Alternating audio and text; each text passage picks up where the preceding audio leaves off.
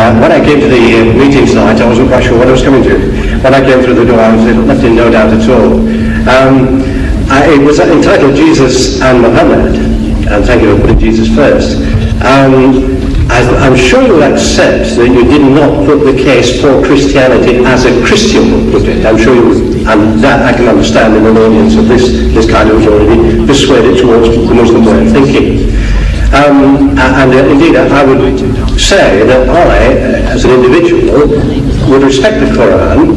I'm afraid you did not respect my holy book, which is the Bible, in quite the same way. In fact, I'm a teacher, and in my classroom, I've got a television which is fixed to the wall. And on the top of the television, there's just room to put the Quran, because I respect, I've got Muslim children in my school, and I put the highest, I know you respect your book, and want to put it in the highest place. So I do that. I put it in the highest place. Now, what I'm saying to you is this: you've not really given, in my opinion anyway, the Christian loving and forgiving, these are the two essential things, although you denigrate forgiveness for some reason, as highly as I would. But more than that, perhaps you answer this point.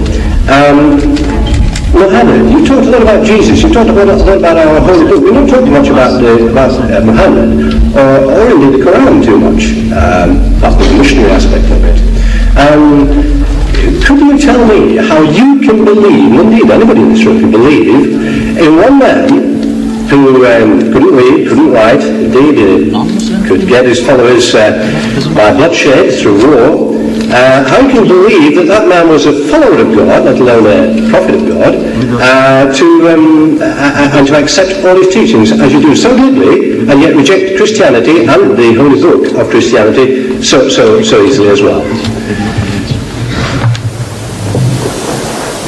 You see, you have thrown in so many things in this little contribution of yours, that how can we believe in a man who was illiterate and who by bloodshed, who had spread his faith, converted the people.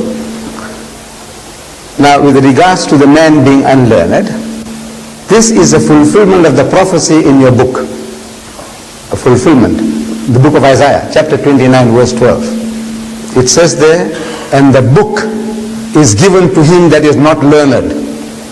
The book, please. The book is given to him that is not learned, saying, read. And he says, I am not learned. Now, if you look for in the religious history of man, in the Bible, you will never find an occasion where any prophet of God, when given the message of God, he says, I am not learned.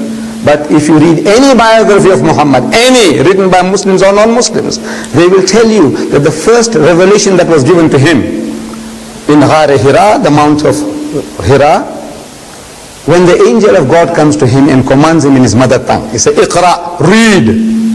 And Muhammad says, Ma ana biqari'in. He said, I'm not learned. So the angel of God commands him a second time, Iqra, read. And again he says, Ma ana biqari'in. He said, I'm not learned. For the third time the angel of God embraces him hard and he says, Iqra bismi rabbika alladhi khalaq. Now he grasps the message that what he was required to do was to repeat. Because this Arabic word Iqra means to read, to recite, to rehearse, to repeat. And he repeats the words as they were given to him. Iqra bismi rabbika alladhi khalaq. Read in the name of thy Lord and Cherisher who created. Khalaq al-insana min alaq. Say, he who created man from a mere clot of congealed blood. Iqra wa rabbuka al-akram. So read and thy Lord is most bountiful. So he says, Iqra wa rabbuka al-akram. So allazi allama bil kalam. So he who taught the use of the pen. So he says, allazi allama bil kalam. So allama al-insana ma lam ya'lam. Taught man that which he knew not. The very fact that the man is unlearned is a proof that this book is a book of God. You misunderstand